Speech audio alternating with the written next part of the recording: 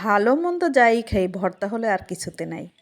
দুপুরবেলা খাবার টেবিলে এসে মনে হলো ভর্তা হলে খাওয়াটা জমতো। চট করে কিছু ডাল সেদ্ধ দিয়ে দিলাম, সাথে কয়েক টুকরো রসুন, কাঁচা চাল আর পেঁয়াজ পাতা দিয়ে সেদ্ধ করে নিলাম।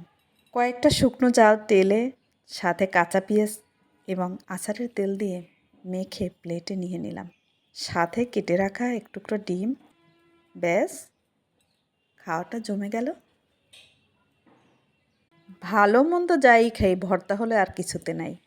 দুপুরবেলা খাবার টেবিলে এসে মনে হলো ভর্তা হলে খাওয়াটা জমতো।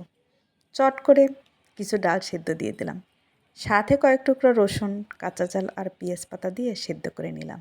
কয়েকটা শুকনো চাল তেলে সাথে কাঁচা পেঁয়াজ এবং আচারের তেল দিয়ে মেখে প্লেটে নিয়ে নিলাম। সাথে কেটে রাখা এক টুকরো ডিম।